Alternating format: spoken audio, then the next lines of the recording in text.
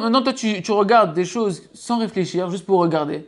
Alors, c'est-à-dire que tes pensées, elles sont tournées dans des choses futiles, qui n'ont pas d'intérêt, des choses bétélotes, des choses qui sont, entre guillemets, nulles, qui n'ont pas de sens, qui n'ont pas de fond.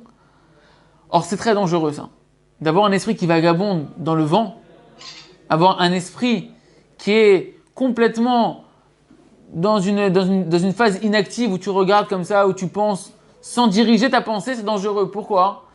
Parce que Khamim, ils ont dit, la batala, le fait qu'un homme il fait rien, qu'un homme il est oisif, même avec ses yeux, tu es oisif, tu regardes comme ça ce qui se passe, ou avec ta pensée, tu es oisif, tu te laisses partir comme ça, tu n'as pas de direction à ta pensée, tu n'as pas un but à quoi tu réfléchis.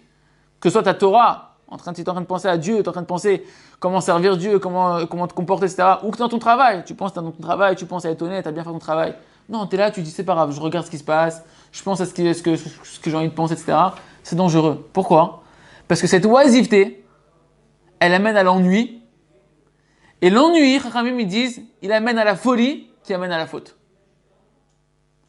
Donc même tes yeux, tu dois pas les laisser te traîner en disant, c'est pas grave, moi je laisse les yeux ouverts, je regarde, je fais rien de mal avec mes yeux. Mais tu es en train de faire rien du tout. Si tu fais rien, ton esprit il fait rien.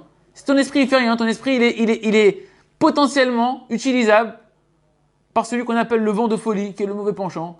Et il va t'utiliser parce que tu fais rien. À faire n'importe quoi, Chas v'Shalom. Donc on voit que c'est pas simplement les choses interdites qu'il faut pas regarder. Un homme, il doit avoir commencé à travailler en lui cette volonté de préserver ses yeux, de pas voir Chas v'Shalom, des choses qu'il faut pas voir, et même des choses futiles. Il dit, ouais, je regarde, c'est pas grave, je laisse mes yeux traîner comme ça, etc. Tu es en train de t'habituer à être dans l'oisiveté, et ça, c'est dangereux, ça peut t'amener à la folie. Et en réalité, quelqu'un qui préserve ses yeux, il a la possibilité d'être constamment attaché à Dieu. Quand tu as les yeux fermés, il n'y a rien qui peut te déconnecter avec Dieu. Tu peux te connecter avec Dieu et rester connecté avec Kadosh Baruch Hu. Dès que tu ouvres les yeux, comme on a dit, les yeux directement, quand ils voient, ça entraîne la pensée.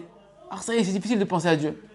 Tu vois une bouteille de coca. Ah, tu l'as vu, tu commences à penser à la bouteille. Ah, peut-être, est-ce que j'ai envie du coca? Est-ce que j'ai pas envie du coca? Ouais, le coca est rouge, coca zéro, coca truc. Tu vois une personne, tu avais les yeux fermés, tu pensais à Hachem, tu t'es attaché à Kadosh Baruch Hu. Et tu vois une personne, tu dis, ah, celui-là, je me rappelle de lui. Ah, il est sympa. Ah ouais, mais il a fait ça la dernière fois et tout. Il est un peu bizarre, ce bonhomme et tout. Tu commences à avoir ta pensée, elle commence à se mettre en marche et tu commences à perdre ton lien avec Kadosh Baruch Hu. Maintenant, on parle d'un idéal. On parle d'un idéal d'être constamment attaché à Dieu. Dans sa pensée, d'être constamment lié à Kadosh Baruch Hu. Un homme qui veut constamment être attaché à Kadosh Baruch Hu, il doit avoir l'ambition d'avoir constamment les yeux préservés. Constamment les yeux fermés. Parce que c'est que comme ça qu'il peut avoir un lien continu, continuel, un attachement parfait avec Kadosh Baruch Hu, avec Dieu.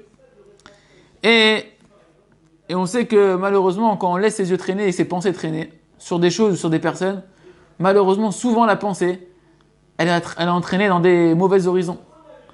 Souvent la pensée, quand elle n'est pas canalisée, elle est vite naturellement inclinée à penser mal, à mal juger, à désirer des choses que tu ne devrais pas désirer, qui ne t'appartiennent pas, des objets ou des femmes qui ne t'appartiennent pas et tu commences à regarder et tu commences à désirer.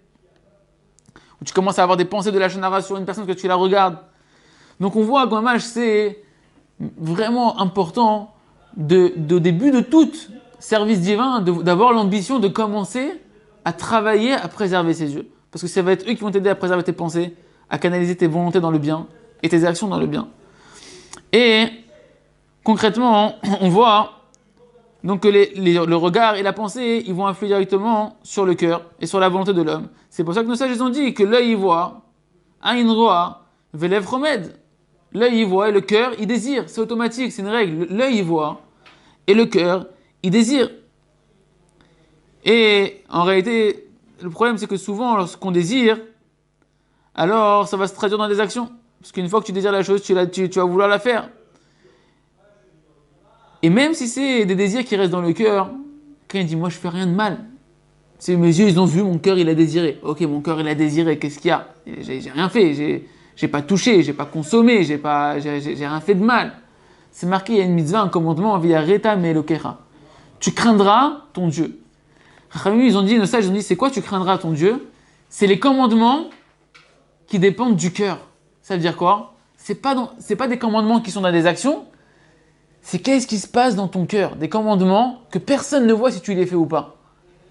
des commandements qui sont dans ta pensée, qui sont en train de gérer ta pensée. Quand la Torah elle a dit les 10 commandements, tu ne convoiteras pas la femme de ton prochain, tu ne convoiteras pas la maison de ton prochain, tu ne convoiteras pas le bœuf de ton prochain, le serviteur de ton prochain. Qui c'est qui peut dire que tu le convoites ou tu le convoites pas? Quelqu'un qui parle pas. Le bonhomme il ne parle pas. Mais à l'intérieur de lui, il a envie, il est envieux. Ça, c'est des commandements qu'on appelle via Reta Melokera, tu craindras ton Dieu. Pourquoi tu craindras ton Dieu? Parce qu'il n'y a que lui qui peut voir si tu es en train ici, là, de faire sa volonté, de ne pas désirer ce que tu ne dois pas désirer, d'être content de ce que tu as dans ta vie et de ne pas commencer à désirer ce qui ne t'appartient pas. C'est des commandements qui dépendent du cœur. Et un homme, il peut paraître à l'extérieur quelqu'un de pieux, et à l'intérieur, son cœur, il est n'importe où, n'importe quoi, et il pense complètement à l'envers de ce qu'il représente à l'extérieur. C'est pour ça qu'on tous les matins, on dit dans la prière, on demande à Kadosh Baruch Hu qu'on puisse être Yireh Shamayim, craindre Dieu, Seter Keva Galoui, en secret comme en public. C'est-à-dire